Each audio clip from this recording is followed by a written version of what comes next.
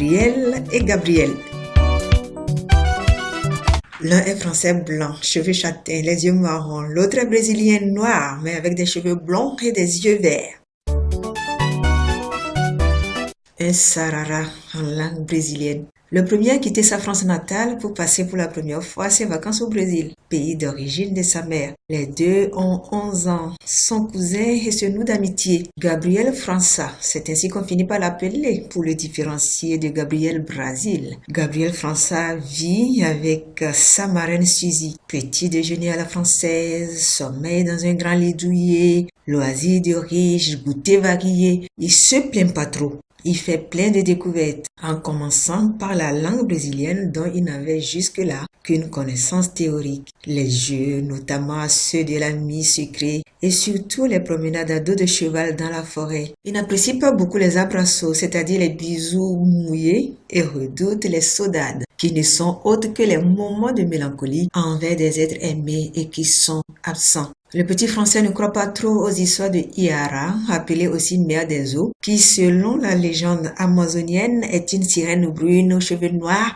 et aux yeux marrons qui vivait dans les rivières et attirerait par son chant irrésistible des hommes qui la suivent dans la rivière et ne reviennent plus jamais. Oui, Gabriel França n'y croit pas, mais il écrit dans son cahier journal. Et il écrit aussi qu'un jour, après s'être baigné dans la rivière avec son ami et cousin Gabriel Brasil, ils se sont échangés leurs habits. Le Brésilien met le short bleu et le Français enfile le short jaune. Un fait à première vue banal, mais qui va changer le cours de l'histoire. Un sort jeté par Iara, la sirène de la rivière, peut-être?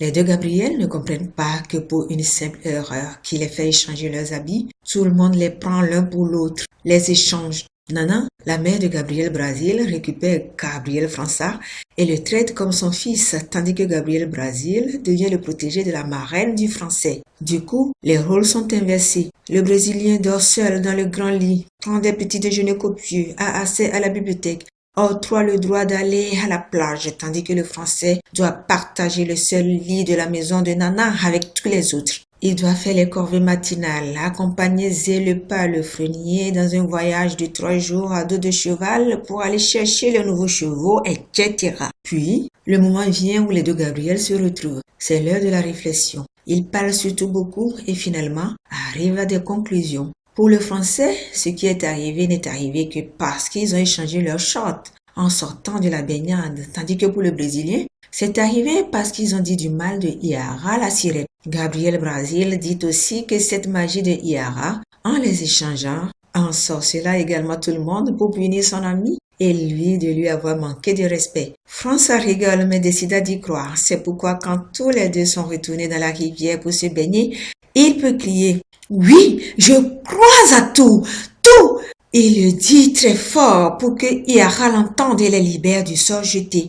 Il veut redevenir français et retourner en France. Et c'est ce qui se produisit. 30 ans plus tard, les souvenirs sont ravivés par l'envoi par sa marraine de son cahier journal dont il avait fait cadeau à Brasil. Et François recommence à réfléchir. Qu'est-ce qui a fait que les deux garçons dans le temps ont été échangés par les adultes parce que tout simplement ils ont échangé leurs habits en sortant de la rivière. Et vous, que croiriez-vous? Allez donc lire pour vous faire une opinion. Gabriel et Gabriel, c'est 158 pages de bonheur offerts par Pauline Alphon aux éditions Hachette Lire en 2014.